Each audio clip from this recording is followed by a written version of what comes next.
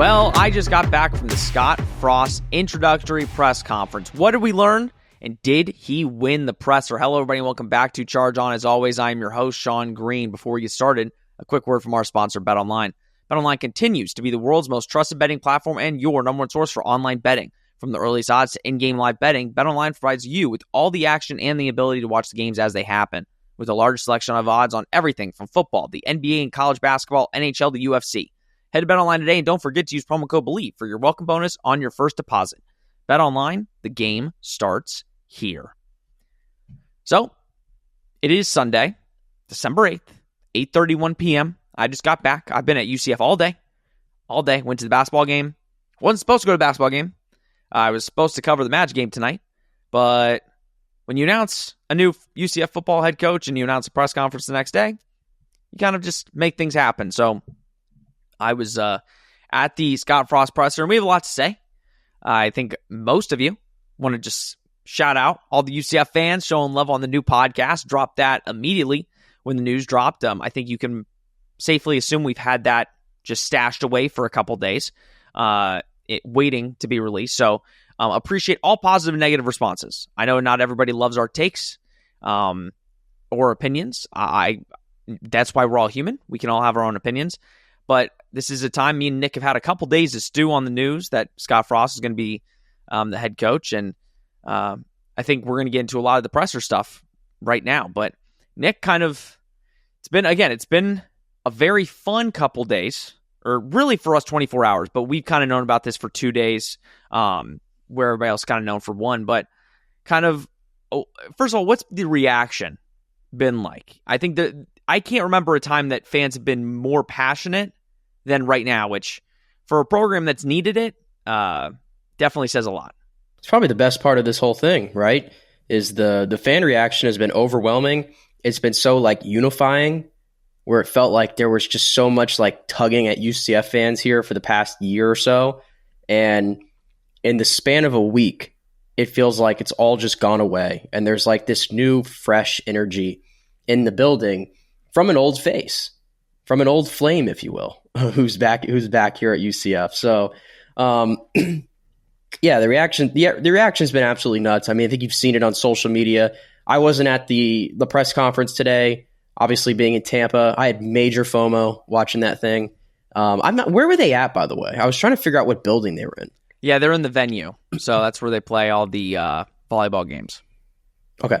So it was the old basketball stadium at the time, many, many years ago, and then they transformed it. Yeah. Into the volleyball. I was seeing some photos from I guess the shareholders were in attendance or whatever, and it seemed like there was a pretty big turnout on ESPN Plus, and they were showing the crowd a little bit. Obviously, the media members were all lined up there in front, so it was a really fun event to watch on TV. I'm pretty sure it was great to watch, or great to be there in person like you were, and you got to ask a question too, by the way, to Mr. Frost, or Coach Frost, I say. But yeah, now that we've had a few days to stew on this, I mean, listen, I think for those of you who listened to the last show, I wasn't the most over-the-top thrilled with the hire, and I'm not coming on here today to change my opinion or to tell you that all my doubts have been erased by a press conference or anything that's happened over the last couple days with this announcement coming out. I will say, in terms of my opinions on this is why we do the show. I mean, we each have an opinion. I like to think I give, in my mind, a well-informed opinion and try to back it up with stuff, and you do as well. And at the end of the day, if you don't like the opinion, that's okay with me. I'm not asking anybody to agree 100% with everything that I say. I don't think that's life. So I think I just wanted to put that out there, because I know that there's been a lot of people that were saying that maybe we were too down on the hire or anything. I genuinely want it to work, but I wasn't going to let some of the doubts that I have and not get those out. But I think it's a good opportunity for us to sort of talk a little bit more about the positives and why this could work and find avenues for that. And then, of course, listening to the press conference today, I mean, Sean, I told you right before we started, it's hard to lose a press conference. It really is. It's really hard to lose a press conference. So I figured that he was probably going to, say all the right things and whatnot. But what struck me about this was it was so real. It was so raw. It felt like you were getting like his true emotion from every answer and every word that he spoke. It didn't felt like he had some canned responses that, that he just had typed up and I'm going to answer. I know I'm going to get this question and I'm going to answer it this way. It felt like you got a genuine response from him, which I really appreciated. You could tell that he was emotional at times when he was speaking, and even when he was just sitting in his chair, they had a camera on him all the time. And every time they're looking at it, I was like looking at him like, it kind of looks like he's tearing up there a little bit. And understandably so. It was a special time when he was here. We all know why he left and everything and why he had to make that decision. But at the end of the day, if it was any other place that had come calling, he wouldn't have left. And who knows what the future would have been. But that's besides the point. So I really appreciated that. It was such difference from like when Gus, I always talk about his press conference because we were both there. And it felt like Gus he sold you on a million things. And he made you think like, yeah, we're going to turn into a national power and everything. And I always said that to me was part of Gus's downfall is he came in and he sold it so high and that they were going to do so many things and they did so very little with it. And that was where sort of my frustrations came from. You didn't really get that from Scott Frost. Yes, he said that he knows that they can build it and he said we will build it, but he didn't put like a clear definition on that. I think you had the quote. We were talking offline. I'm blanking on exactly what it was, but the way he worded it, Sean, maybe you can help me out there. Oh, like towards the end? Right, yeah. Basically, we were talking about the transfer portal, and obviously I knew his answer was going to be, I just stepped down in Orlando and got to get my feet wet or whatever. But, he was just talking about, we're going to do what's best for the team. We want to make sure, and we'll get into it more on the pod, but he emphasized specifically recruiting, and he made this a big emphasis, recruiting and keeping the guys that you recruit here and giving them money and making sure that they stay in the place that you got them. Okay, staying 3 or 4 years. That was something he pushed. So I wanted to ask about how much emphasis they would put on the transfer portal. And he gave a really long, great speech, but then at the end he said something like, and we're going to charge on with that. And it was the perfect ending to the press conference and everybody knew it. You could just feel the energy with the people when he said that. Like, you don't need to come out and say, we're going to be the future of college football. We're going to win a national championship. Just saying, we're going to charge on with that. You got just with that one quote, you got everybody on your side, and everybody was on his side. But stuff like that just shows you kind of what you alluded to, where it was genuine and it was real. Yeah, and there was that part. And the other one I'm trying to think of too, where he was talking about like his realistic expectations. And I think he worded it something like, why am I blanking on what he said there? I'm trying to think. We were talking about it literally right before we hit live. Oh, about when he was talking about where, God, I'm trying to remember now too. There was so much that was said. There was so much that was said. And it was a 20-minute thing. It'll probably come to us. But I know he was when he was talking about expectations. It's when he was talking about his expectations. He was saying we're not going to go. I hope nobody expects us to go undefeated in our first year. Yes, that was one of the money quotes that came out of it. And I think he said, like if we can continue to build this thing and everything, like I'll be content. Is like the word he said. Yeah. Okay. Now you got me. Yeah. That's what I was referring to. Yeah. He was saying when I started at the program, a lot of people said, and it's not an exact quote. You can find the exact quote. Basically, he was saying I kind of built it to where UCF kind of took that next step after, like I built it to where it was. Yeah. And he goes, now if I can come back and kind of take it to that next level, I'll be content and I'll be happy with, being able to bring it into that next step. That was the one there that I was looking for. Thank you. We finally found it after two minutes of like jumping around the press conference. We finally found the quote that I was looking for. But yeah, I really appreciate it. Like it's hard to come away with that and not think like, damn, I'm like, you have to like, how can you not be rooting for this? And I want people to know that I'm genuinely rooting for this guy. And I mentioned on the last show, I unfortunately was unable to be at UCF during his 2 years here. And so I don't have the connection that all of y'all have to him. And I'm genuinely sad about that. I want y'all to know I'm sad about that because it was texted me multiple times this weekend being like, I feel like I'm getting left out of the emotional connection with him. Right. Because I mean, listen, I saw whenever the announcement went out and it went out at 11 o'clock officially on Saturday night rather, when UCF dropped the news.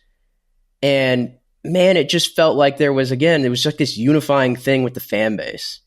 And it was like really beautiful to see. And everybody, immediately went back to like what happened in the past and everything and all the good memories he brought to the school in just a short amount of time. And I think that's a great thing. And it's like, I felt so left out because like, I don't have those memories and I hate that. And that's part of why maybe my viewpoint on this has probably been different than a lot of people. But I don't want that to be mistaken with the fact that I'm not rooting for him. I'm rooting for him. I'm rooting for every fan that has been waiting for him to come back home, if you will, that this works out. And we have, as Terry Mohajir said today, that the sequel is better than the first. He had that ready, by the way. He even brought up examples. Rocky 2 is better than Rocky 1. I will say that right now. Rocky 3 is better than Rocky 1 in my opinion, but I'll leave it there. Somebody gave him Empire Strikes Back after the presser and our little talking with him, and he's like, "Oh yeah, that was a good one." Right. So yeah, I'll let you now give your thoughts since you were there, but those are pretty much my general ones. Yeah, and I kind of to piggyback on what you were saying at the beginning, like, listen, as sports fans, we can have differing opinions. It's a football coach hire for a football program in college. I was talking to some people today in the building, and I think there's this notion that if John Summerall got hired, or Lincoln Riley got hired, or Barry Odom, well, they would just be automatic good hires or bad hires. Right. Me and there were some comments like, yeah, Nick doesn't have the same affinity to the 2017 season as I do. I've lived here my entire life, grew up a UCF fan, covered the team in college, just like Nick did. Nick covered this. He covered UCF football. So we can all have differing opinions.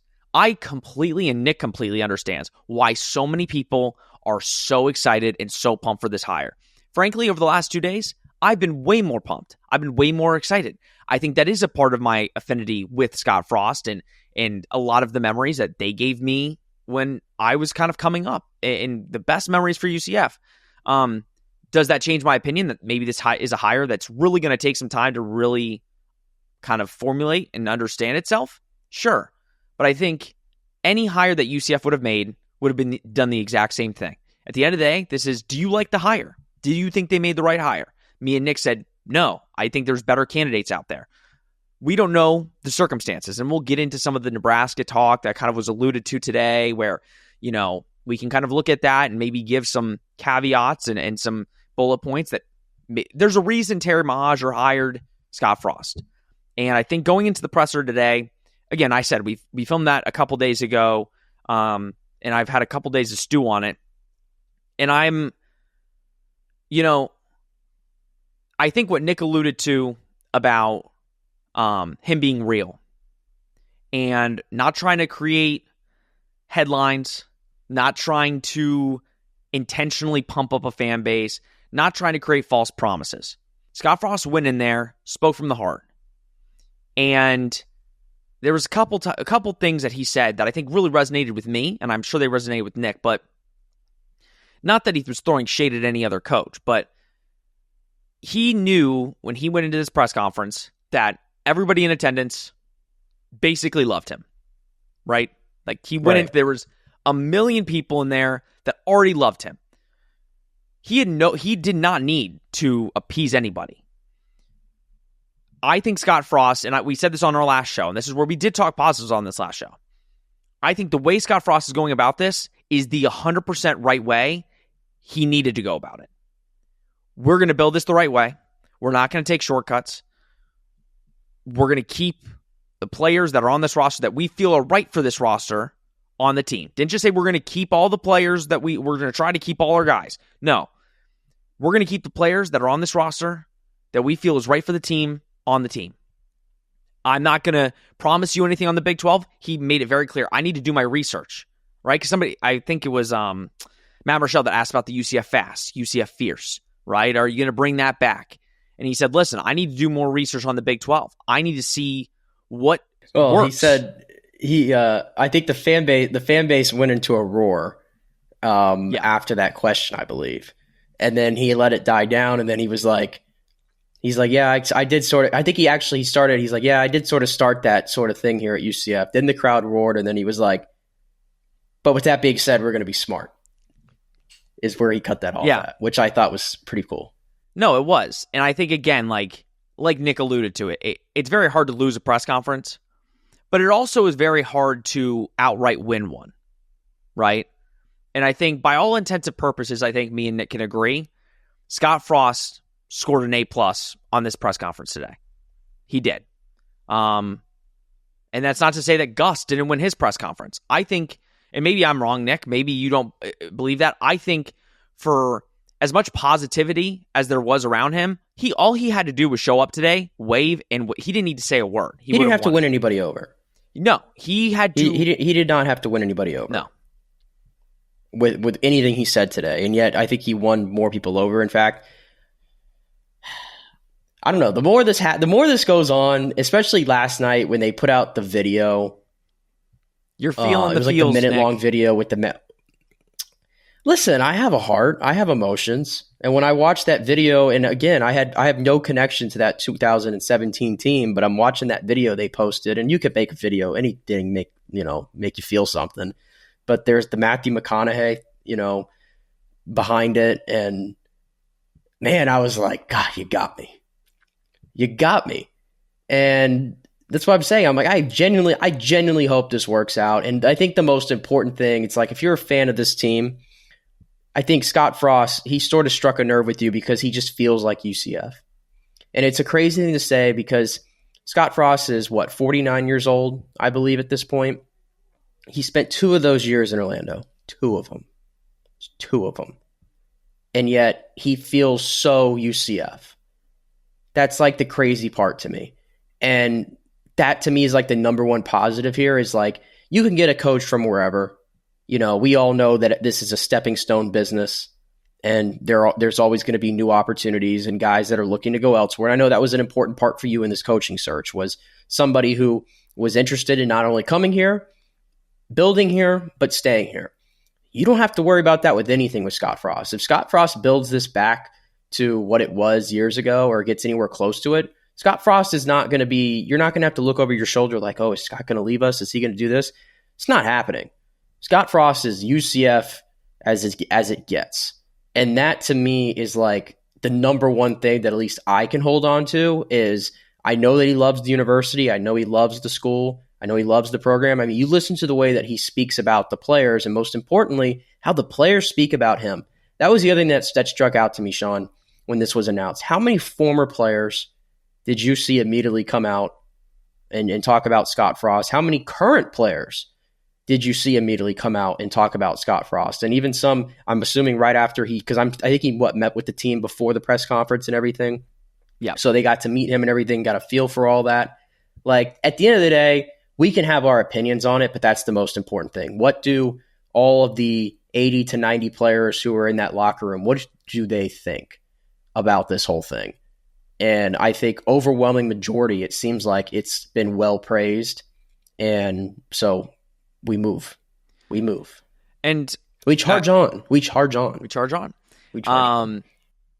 I want to make sure we get this right, but right hires, did UCF make the right hire? It's very cliche. Like we won't know for years. Nobody knows if a hire is a right hire until year 4, or if you make it to year 4. Like that's the truth. What I will say is, and Nick said it, one of my main factors, which I got a little heat for, was saying I want UCF to hire a coach that is going to want to stay and build it. That's why I liked the Gus Malzahn hire, because Gus wasn't going anywhere. Gus wasn't going to use it as a stepping stone. He was going to try and build it. And I said, my fear with this coaching search is you're going to go get that young, hot name that's on the coaching board, and he's going to rebuild the program, and he's going to leave. That was my fear. So, yes, dude, I think that Scott Frost was necessarily the right hire for where the program. It's a very tough hire. You need to hit on this hire, because if you don't hit on this hire, you're now 2 coaches that kind of have put the program back. But in the same token, and we talked about this on the last pod, you will not find a coach in the country, and Terry even alluded to this. Terry talked about it and got Terry emotional, which was honestly awesome to see. You don't see ADs get emotional about a program. And I think this kind of shows you why UCF is so special and why the people that come through UCF and the fans that watch us and the fans that are fans of UCF, an AD is getting emotional, talking about this place that he is working at and why it was so important and why getting a guy like Scott to come in was so crucial. And I think when you go hire a head coach, Nick said it, Scott Frost isn't going to want to use this as a stepping stone. That was my number one thing. I got the coach, technically, that I don't have to worry about leaving. Scott Frost, if it wasn't for Nebraska, Scott Frost would have never left. He got offered, Florida was coming after him hard back then in 2017. The Florida Gators were coming hard after Scott Frost, and he declined them. He said, nope, I'm good. So when you put all those factors together, you see what he's had to go through, the trials and tribulations, which we'll kind of get to. We're not going to go into his Nebraska time. We've done enough of that. Terry talked about moving to the future. We're done with the present. But I think I have more confidence now, Nick, and we'll get to that now. I have more confidence now because they alluded to the Nebraska thing multiple times in this press conference, which is something that we said had to be talked about in both our last pods because at the end of the day, it's the stain on his resume. It's his time in Nebraska. But it's kind of this unspoken thing. Yes, his father was not doing good. He said he felt a lot of pressure. And I think another one of the best quotes of the press conference was, they always teach you, I wish I remembered the exact quote, but it was like, I will bring it up because I actually had, I think I had liked somebody who had put it out there. Because let me say that it was one of the best quotes, not just for football, but just in life in general. If you have it quick, you can keep looking for it. He said, when you're climbing the ladder of success in life, sometimes they don't tell you to stop when you're happy. That was the quote. And I think for Scott, Coach Frost, he said he was feeling a lot of pressure to kind of take that job. His dad wasn't doing good. And I think even Terry Mahajer alluded to it because Terry asked a lot of questions. He says it. And I think, Nick, he asked the questions he needed to ask. And there was the same thing kept getting said. There was a lot of other circumstances at Nebraska. I think it was a lot of pressure to win and win quick. And I think it was also a very weird time. So I think and that's why you don't see Nebraska fans mad at Scott Frost or upset with Scott Frost. I think it was a lot. I think there was a lot of outside things happening at that time that also could have affected it. And that's why genuinely, in these last couple days, I am more confident in Scott Frost now.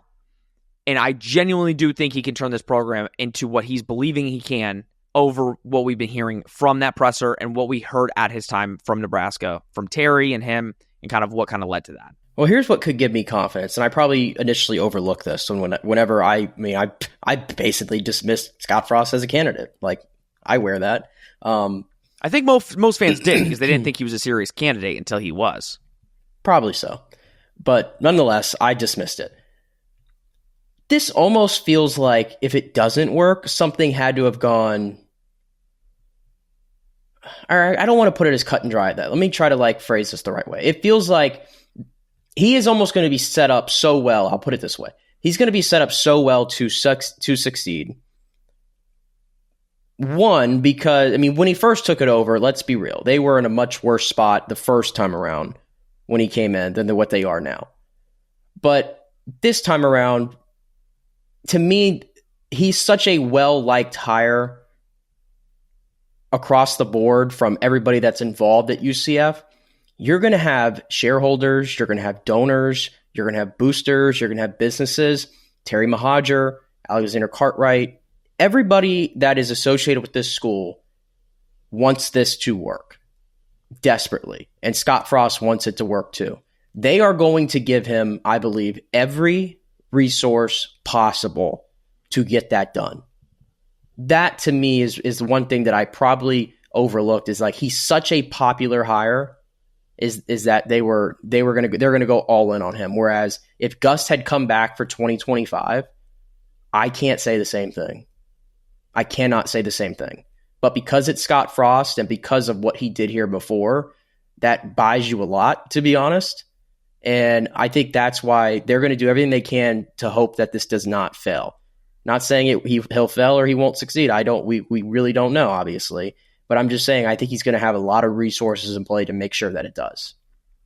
And he alluded to that multiple times, that the resources that I have now are just an abundance more than what I had when I was here the first time. So we're going to be able to, and he straight up said, we lost out on a lot of recruiting battles because we were in the American.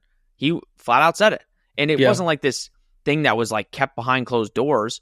But this is kind of where I want to shift to. But he said, like, that's where we found some of those under the radar guys. We found the Richie Grants. We found the Tristan Hills. We found the Gabe Davises in our backyard. Like, NFL players. Those are all NFL guys. And he said that's where we kind of zigged where everybody else is zagged. Because, we couldn't maybe win some of the recruiting battles. We had people interested, but we were in the American. And now the resources that I have now are vastly different than what I had before. Kind of want to ask you, he talked about, and this was where it wasn't a shot at Gus, because I didn't feel like either Terry or Scott was taking shots at anybody. It was, again, it was real. They understand how hard it is to win. Scott would be the first person to tell you how hard it is to win in college football. Again, look at Nebraska. It is tough. And the close losses that we documented. 22 one-score losses. I mean, it's tough to win. But he kind of alluded to, and my question was about the transfer portal, but he alluded to earlier, Nick, about how the goal, and I mentioned this earlier, the goal is to find a kid in Florida, South Georgia. I think he said Florida, South Georgia, wherever. Develop them, keep them here, and make sure they don't leave. And that's how he wanted to build it. And I think hearing that, it seems like the way he's going to go about it, and that's why I asked about the transfer portal and how active they're going to be, especially with this season, losing a bunch of players, like what the thought process is this going to be like the approach from last time? Or are you going to try and take the new age of college football approach?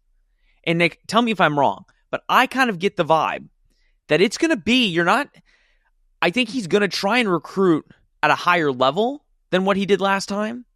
But it gives me the vibe he's going to go try and find the best players that fit his scheme, regardless of stars, regardless of where they are on the rankings. He's going to go try and find those players, and he's going to build it.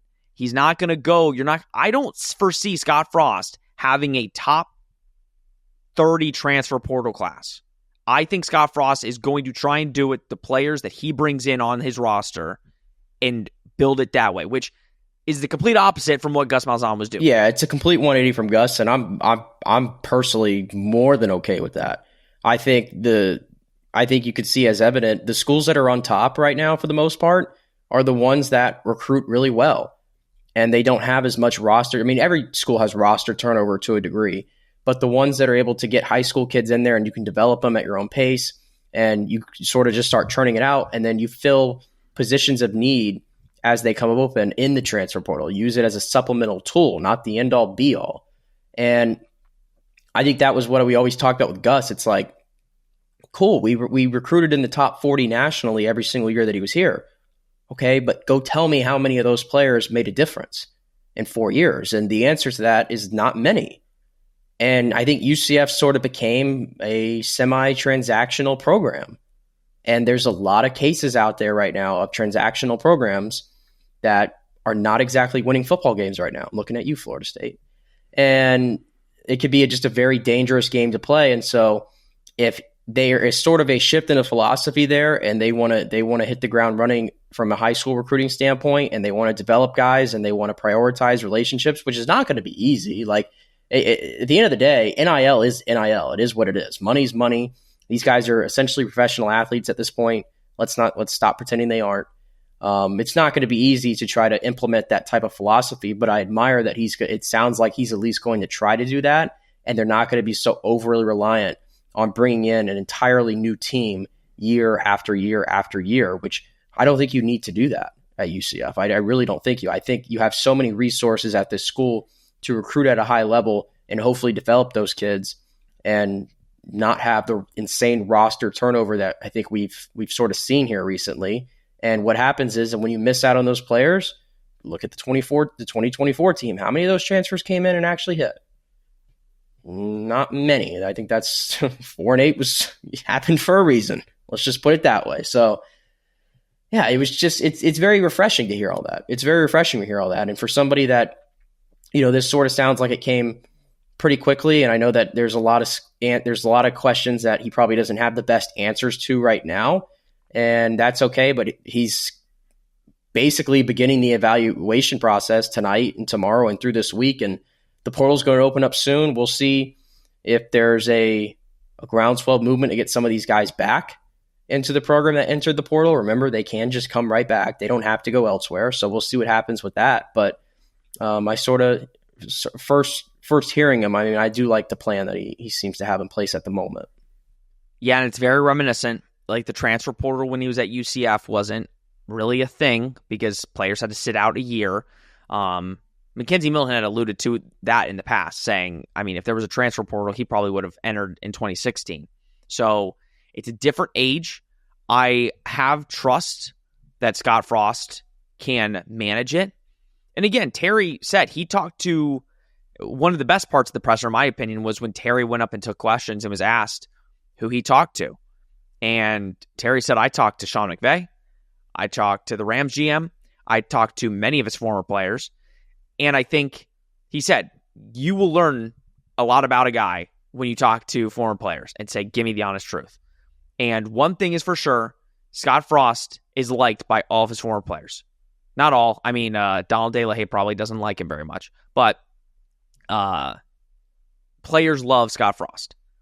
And when you put a player's coach, when you put a guy that loves UCF, dearly loves UCF, and wants to do the best for the program, and then also you put in the factor of it's his second chance to be a head coach, and he wants to make the most of it, I think you're cooking with a recipe of success. Not saying that it's going to be perfect. Not saying it's going to be a quick fix. Scott Frost alluded to that. But I think building through your freshman classes and building through the players that you're bringing in and betting on is the right way to go about it. And I think Scott Frost saying that and doing that is going to be very crucial. I do think they go in the portal. I think they bring in a quarterback. I think they bring in a couple players here and there, especially with how depleted this roster looks. It's sort of like the unknown right now is we don't really know if he's going to bring back the whole UCF fast sort of thing and what type of offense he wants to run, what tweaks he's going to make to it. How much is being around Sean McVay and the LA Rams, which is obviously one of the more innovative offenses in all of football and one of the brightest offensive minds, if not the brightest offensive mind in all of football, and Sean McVay. How much did he learn there that he might implement or steal or adapt, whatever? Well, and he said like he wasn't job searching. Like he was content with that job. He liked that job. It would have taken a special place for him to leave the job he had in California. And even think too, I thought this was interesting. And Terry, I'm surprised Terry actually said it out loud, because I think there were rumors of this 2 years ago, and he confirmed the timeline and everything, that he reached out to Scott Frost in 2022 about bringing him on as an offensive coordinator, which he would have been Gus's OC, obviously. And he said that, Scott wasn't ready to jump at that at the time. And I thought that was interesting, because I'm assuming this took place after Scott was fired from Nebraska.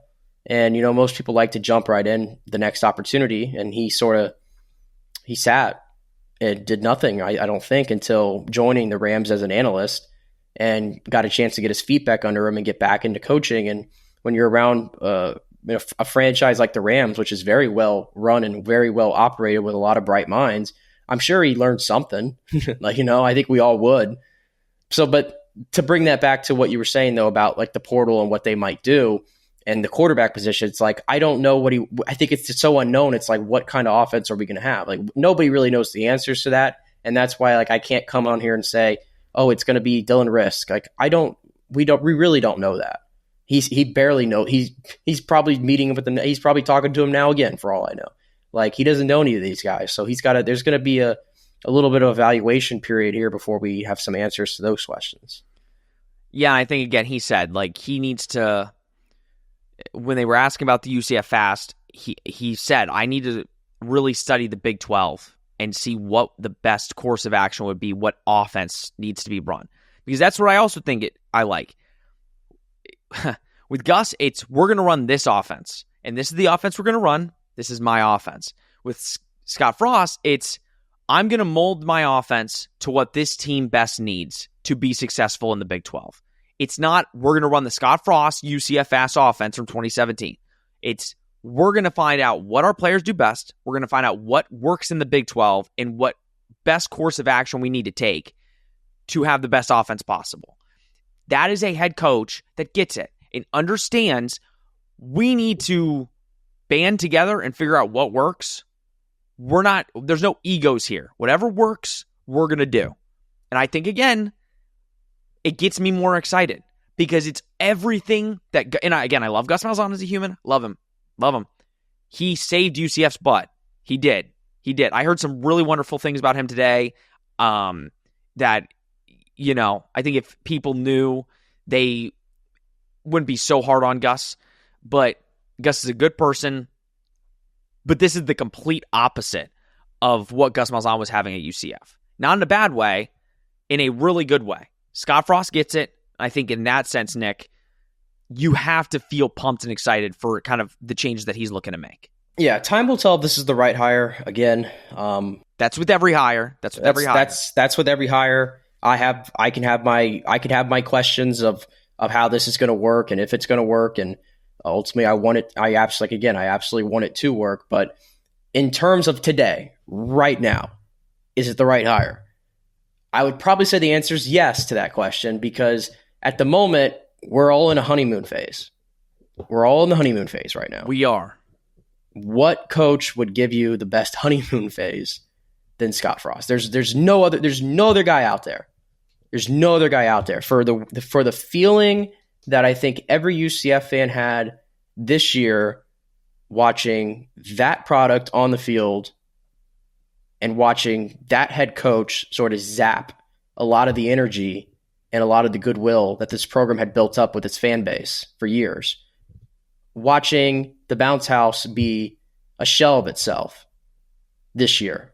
Remember all that we were talking about and all the nonsense that were happening. And I'm not trying to disparage Gus Malzahn. He did good things. I'm really not. But I'm just saying, let's just be completely frank. The energy was gone in this program. It was as flat as it could possibly be. It didn't work. It did not work. And it's over.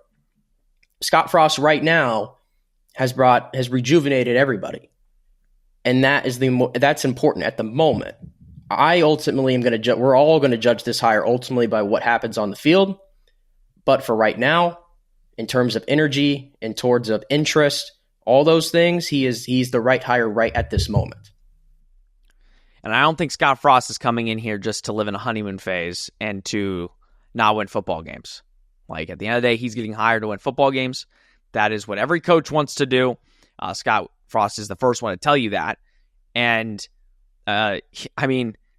I think when we talked about it today a little bit at the presser, how long is the honeymoon phase going to last? And I think we were talking probably until 2026, unless something crazy goes wrong.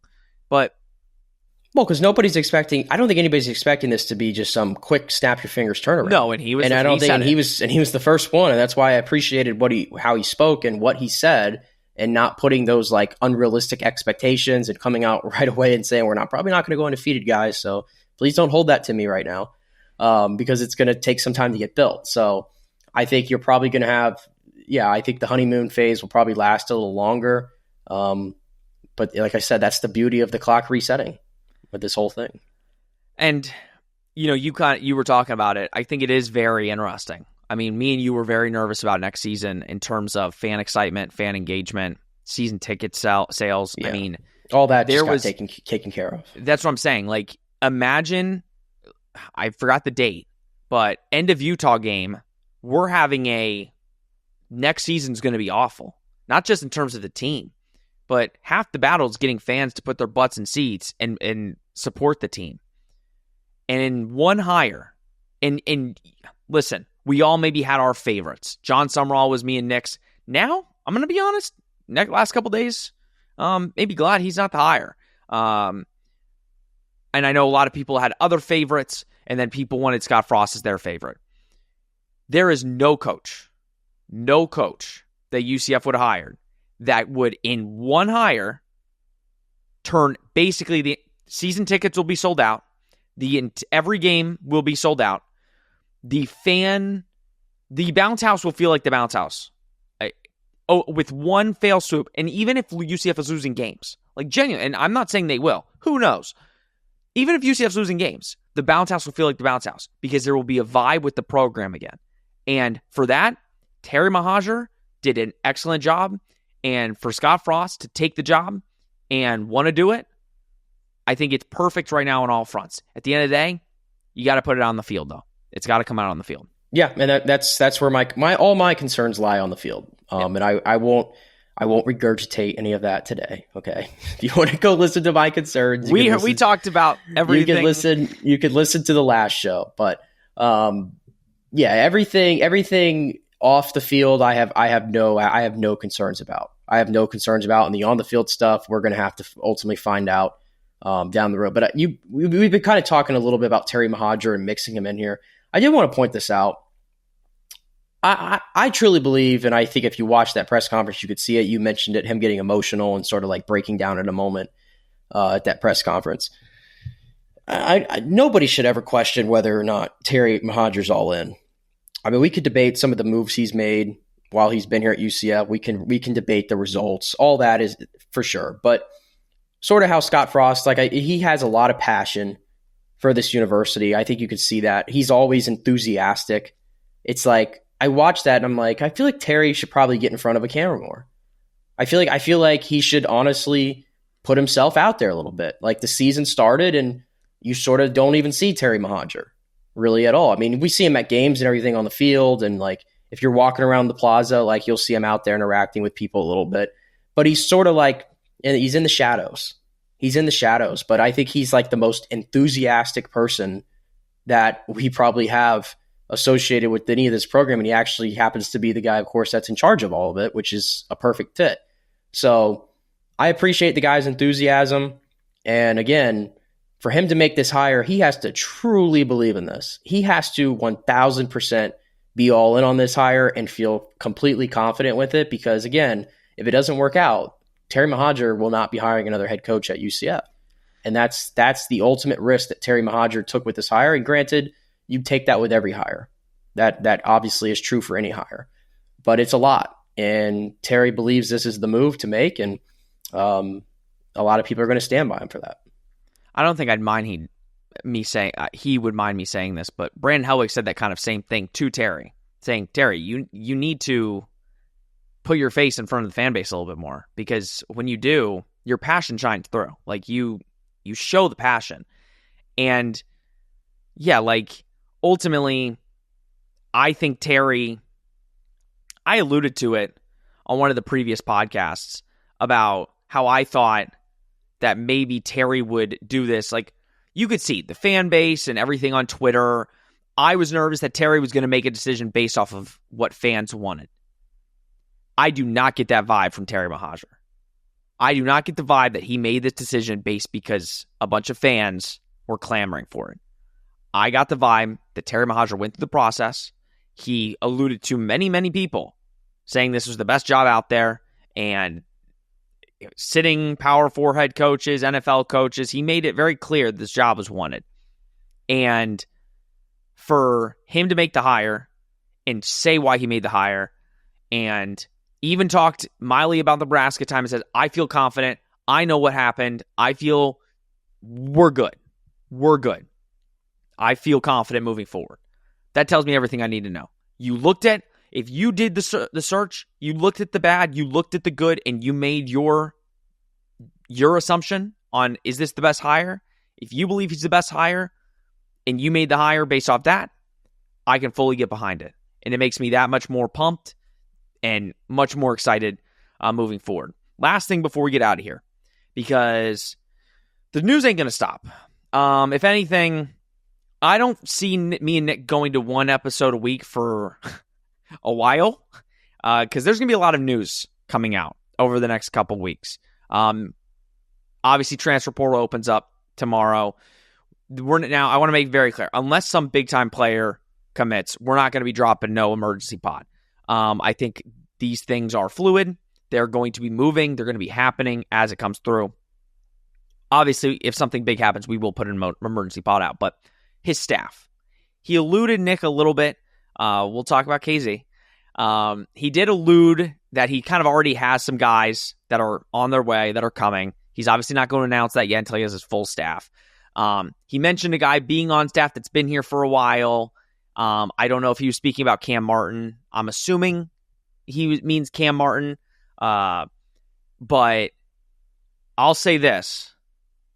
At the beginning of the presser, and I didn't even think about it, but when they're holding up that jersey with the number 10, and Scott Frost makes the comment of 10's not my number, but I know who could rock it or whatever, the entire room goes crazy. Yeah. First words back, by the way. Yeah, first words back, and it's like it was the best way to open it up. Nick, I would be absolutely shocked. And I've heard a lot of people that have tried to reach out to KZ. Nobody's heard back. So I would be very shocked. And Terry did say, like, because Mike Bianchi asked the question, Terry did say, like, I want the best people. Like, I forgot exactly what he said. Again, we're just rehashing this. It was neither a confirm or deny. No, but it was like, I'm not just going to, I forgot exactly what he said, but he's like, I'm not just going to go hire people. They were talking about getting the band back together, and he's like, I wouldn't categorize it like that. Like, I want to get the best people. I'm going to need the help, blah, blah. I would be shocked, Nick, if Mackenzie Milton is not on staff in some capacity. I mean, I would be absolutely shocked. Would you agree with that? I mean, we can close it out with that. But, I mean, at this point, it seems like... I mean, we've already, I guess we've already brought, to steal what Mike Bianchi said, we've already brought the leader of the band back. So go get one of the leading members, I guess.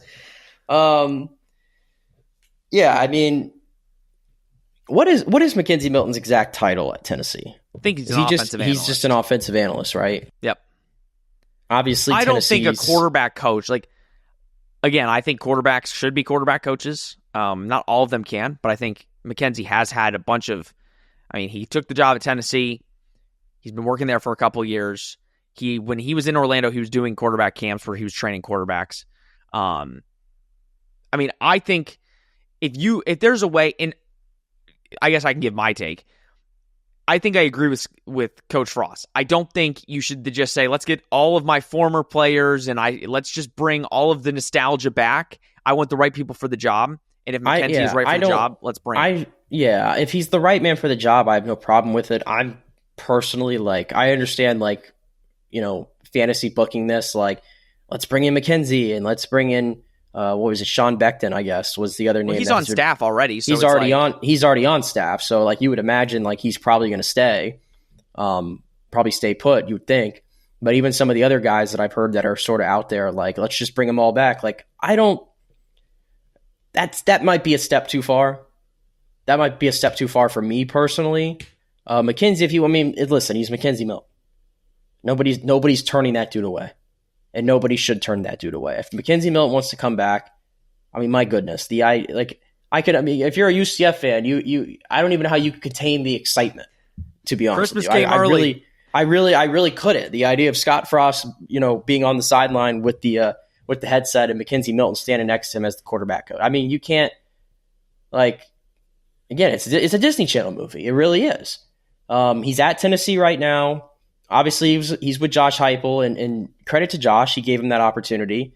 And so I'm sure it depends, what loyalty he has to Josh, but obviously he's probably more loyal to Scott for obvious reasons. Tennessee's in the college football playoff right now.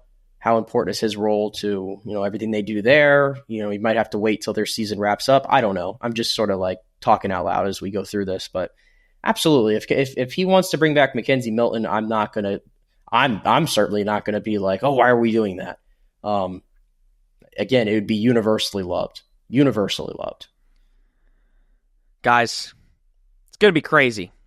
I think I'll give Nick the floor for his final thoughts, but I will say, as everything came to us 2 days ago and we recorded a podcast, very cut and dry, and now we've stewed on it a little bit, and we hear a press conference, and it is just a press conference.